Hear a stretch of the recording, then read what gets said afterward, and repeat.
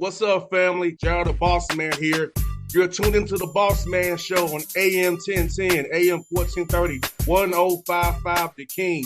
Let the King out at 105theking.com and the Bossman Show at bossmanshow.com. Hit me up on Instagram, The Bossman Show, Twitter at Bossman Show, and Facebook, Bossman Show. It's the Bossman on your radio. Listen to the Bossman Show with your host, JR, Saturdays at 9 a.m. right here on AM 1010, The King. BS3 Network, changing the way you watch TV. Yes, BS3 Network, changing the way you watch TV, covering content and hot topics from A to Z, sports, music, society and culture, movie reviews, you name it, we have it. Check it out on bs3network.com or check us out on Roku, BS3 TV on Roku, as well as check out your favorite podcast on all podcast platforms or Spreaker.com/BS3 Network. You are now tuned to BS3 Network. All right, folks, back on the Bossman Show, friend of the show, Jeremy Shulman, UT Martin Scholars, fresh off of Media Day. Hey, Jeremy, good to talk to you, man. How you doing, brother? Hey, doing great. Hey, boss man, I'm so glad to be on this show. It's we just had Media Day for the OVC. That means season's coming up really soon, so it's that time of year. No doubt, man. Jeremy, let me ask you, man, can you already believe it? A year has flown by.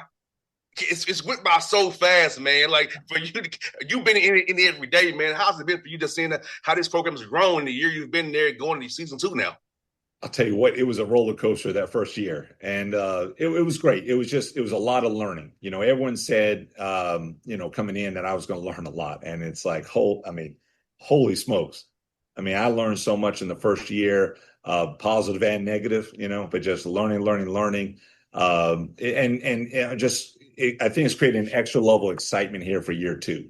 And I know I'm not done learning yet. I mean, there's just going to be learning nonstop, but just, learning what we've already learned, how we've applied it, whether it's with roster, construction, whether it's with how we're preparing for the season, just a whole lot of different things, just extra excited for year 2.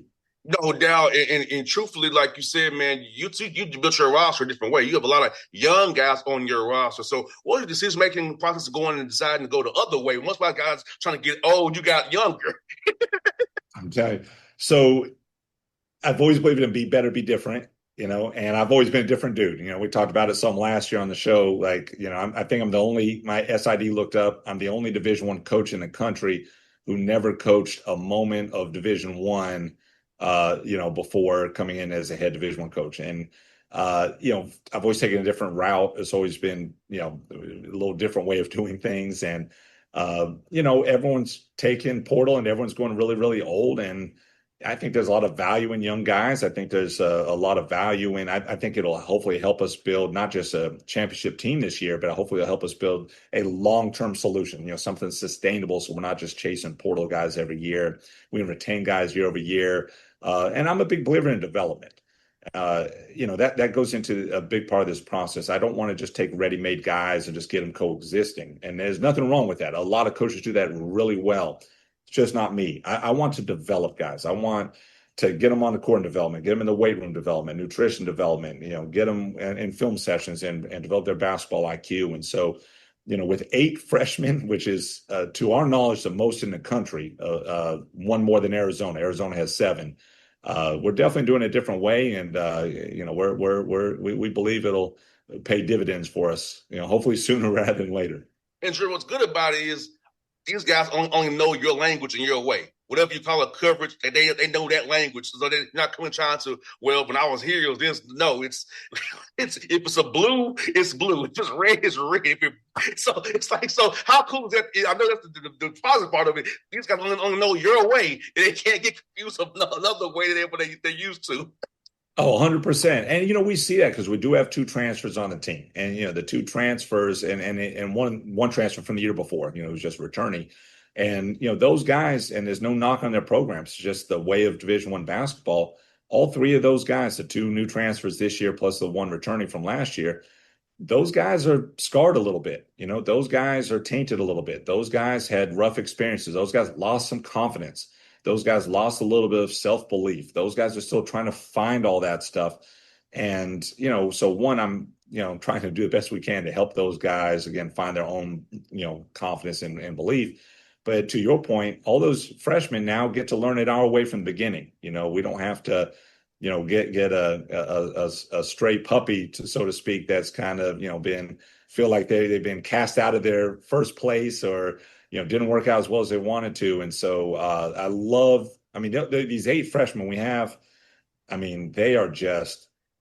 they've been incredible. Their work ethic, their buy-in, their belief, their coming in for extra film, just always hungry to learn, just very, very, very fascinating group of guys. But they're also freshmen. So, how quickly can those freshmen, win us the OVC?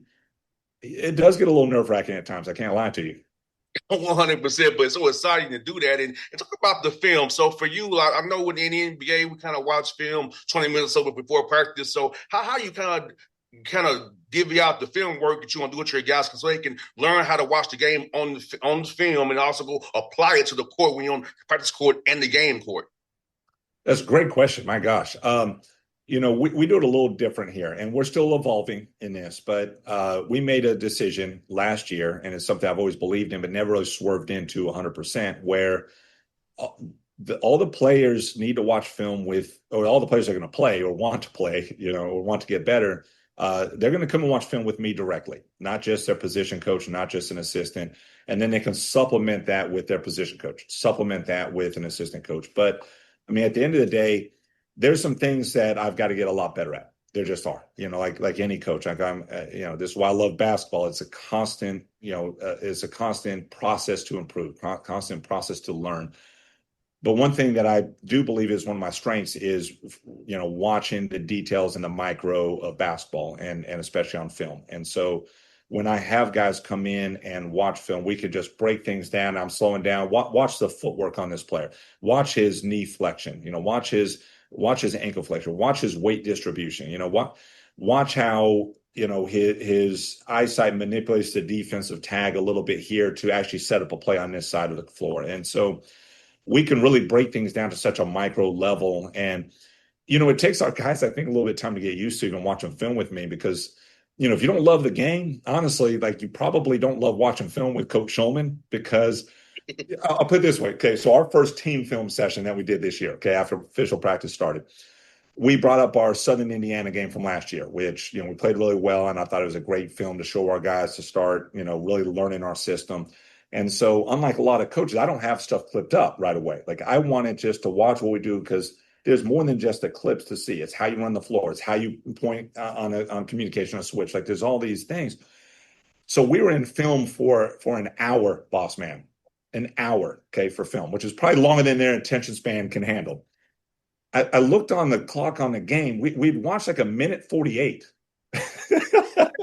We had watched a minute 48 of the game and talked so much in teaching. There's probably only 4 possessions or 5 possessions in that, but taught so much detail in there. It took an hour.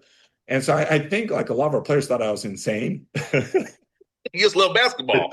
But it's basketball, and but now the guys, they just crave it now, and especially the young guys, they crave it. I got home right before 5 o'clock yesterday, from Evansville, from media day, and I'd sent a text to all our players and said, hey, listen, I'm available, now if anyone wants to watch film. It's the evening. The guys can go hang out with their girls. They go to the cafeteria for lunch. They do whatever they want. I've got my family to spend time with. Sure enough, 5 guys hit me up saying, Coach, I know you want to see your family, but can I watch film? And so I set up a 5:30, 6 o'clock, and with a couple different guys and watch film. And these guys are just so hungry to do it. They just want to get better. And that's exciting to me.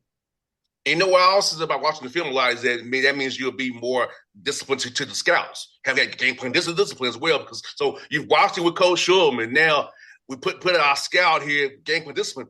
I have it there because I watched it with Coach Shulman. I know how this guy wants to come off the pin down or come off the middle of the ball screen. We hedging, we doing 2 slides, we ice. We already went over the film together, so I feel confident when I get this scout and we play our opponent how we can get this job done. 100%. 100%. You said it right. And we probably got to keep learning to be more efficient. And we do. I've got a great staff that, clips up film and does all that as well. So sometimes we'll watch clipped film as well. But, I think there's a balance on all that. But that's just been, to me, that's like one of our superpowers, here in this program is just, the watching film, the learning and the breaking it down from such a cerebral, level. With these young guys, Jeremy, talk about getting their bodies transform because they come out of high school learning how to do the D1 way to get strong and eat nutrition wise and that prehab and rehab. So because you're playing from November through hopefully March. So to avoid those little knick-knack injuries that you have.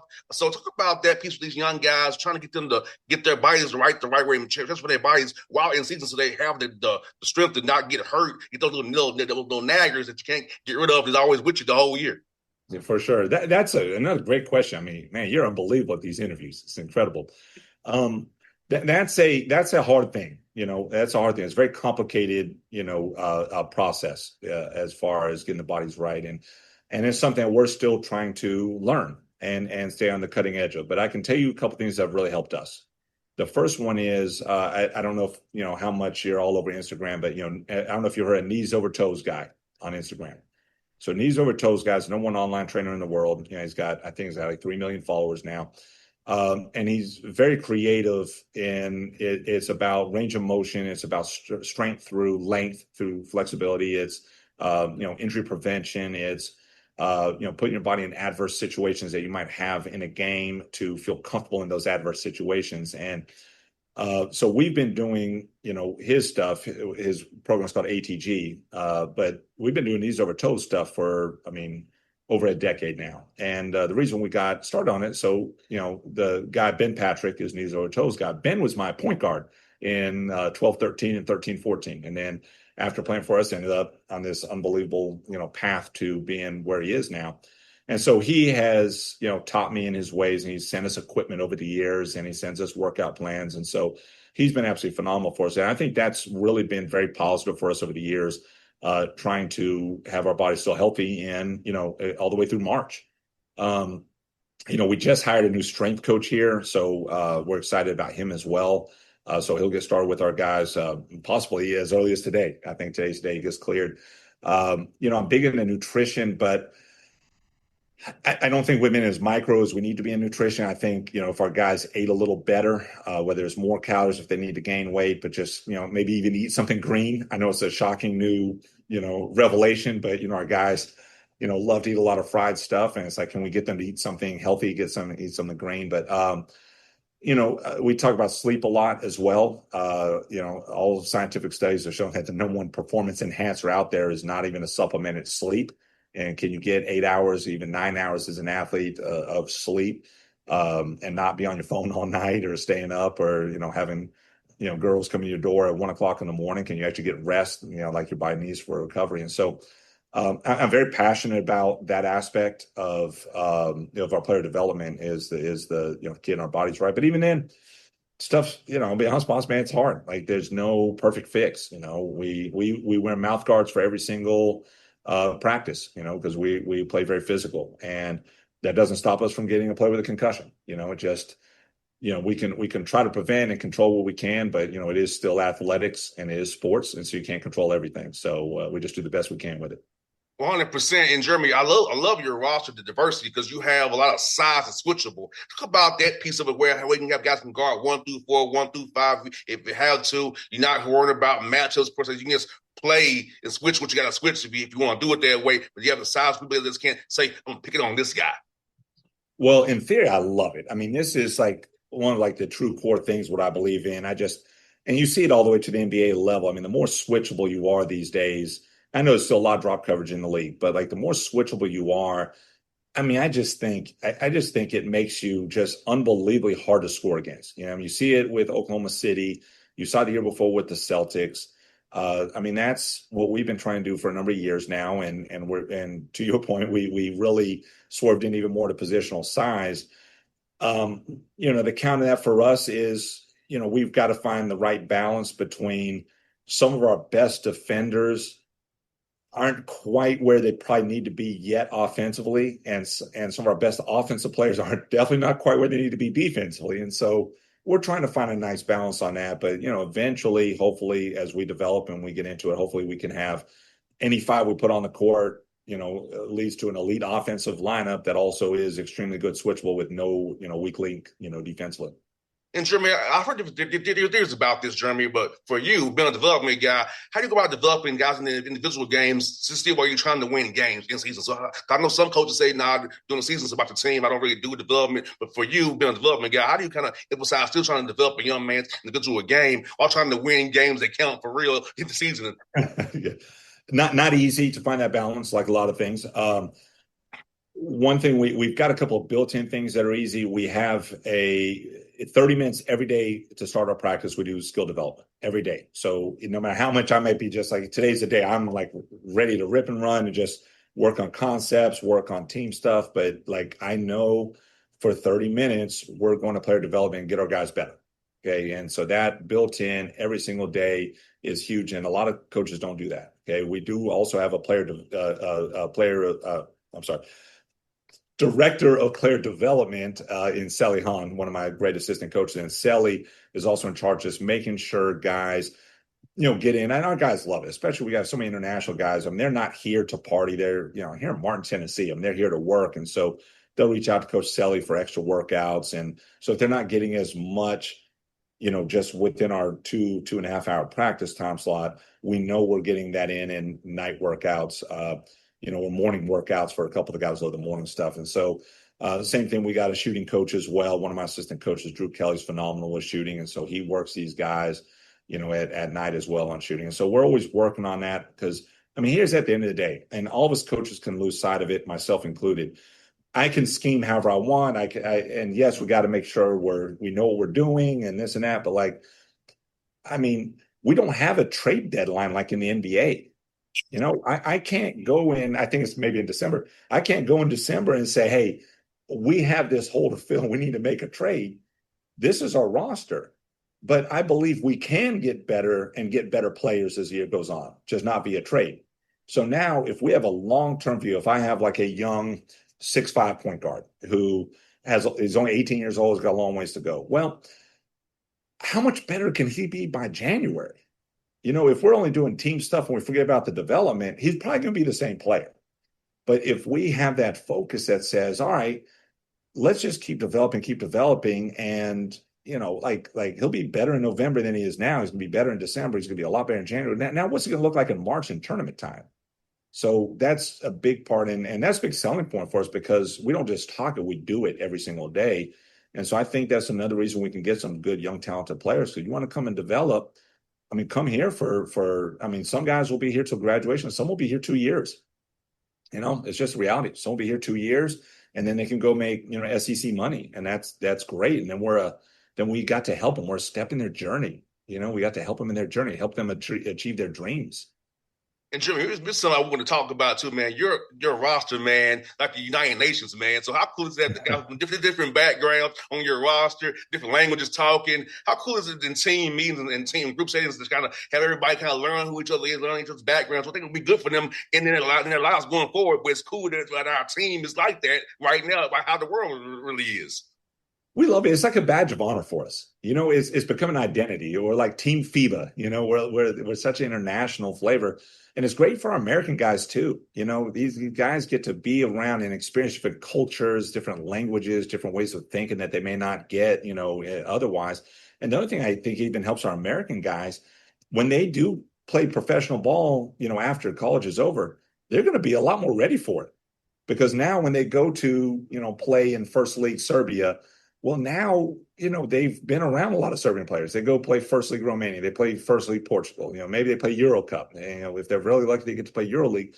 Well, now they're playing in the European style system, playing around other international guys. And so it's not the culture shock. So I think that's another benefit for long term. But just our guys enjoy it. Now, we do say we've got a couple of rules, like in the locker room and on the court, we can only speak one language. And that's UT Martin basketball language. Yes. So we don't want too many different languages being spoken just in the locker room on the court, because we want to be able to communicate with each other. We don't want to, have it where we're speaking a bunch of different languages. No one knows what anyone else is saying. So we try to keep it standard and just speak our Skyhawk language, at that point. I hear that, man. I got two more for you, man. I see you got AJ and Will Hopkins, brothers from Atlanta, Georgia, my hometown here. Yep. It's about cool is get those young men into your program, man. Yeah, I mean, AJ's phenomenal. I mean, he's a captain for us. He's a leader. AJ's amazing, man.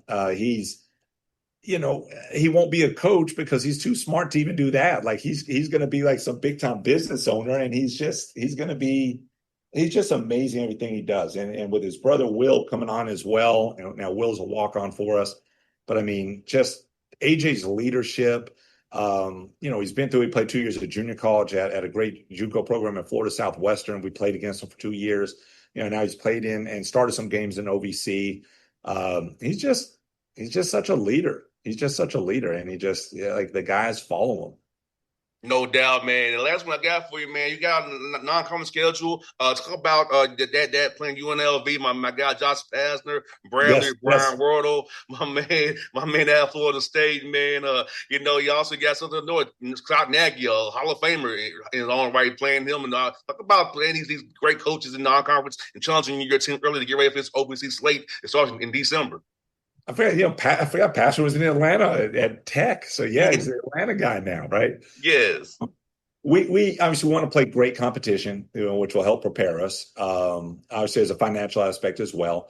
But we chose all these teams specifically for a reason. Each one's a little bit different. But I want our guys to have a great experience.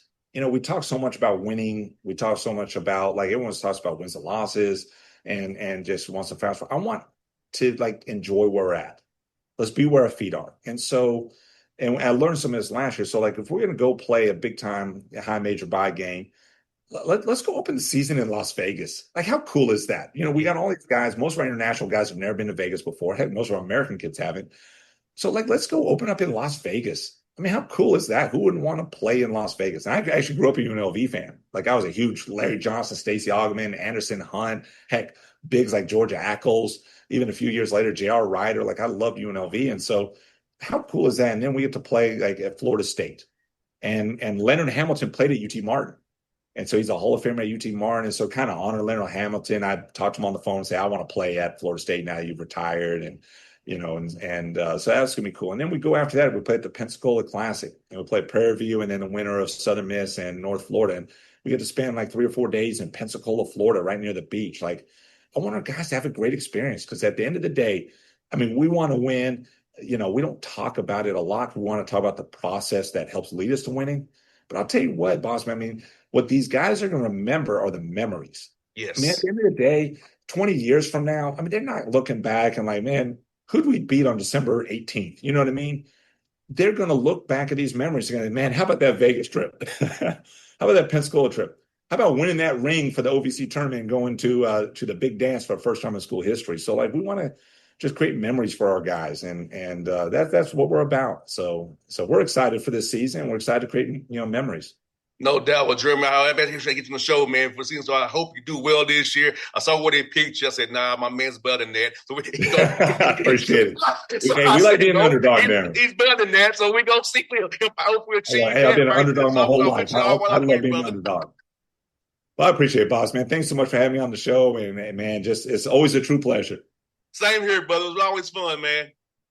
Appreciate it. BS3 Network. Changing the way you watch TV. Yes, BS3 Network, changing the way you watch TV, covering content and hot topics from A to Z, sports, music, society and culture, movie reviews, you name it, we have it. Check it out on bs3network.com or check us out on Roku, BS3 TV on Roku, as well as check out your favorite podcast on all podcast platforms or Spreaker.com/BS3 Network. You are now tuned to BS3 Network. What's up, family? Gerald the Bossman here. You're tuned into the Bossman Show on AM 1010, AM 1430, 1055 The King.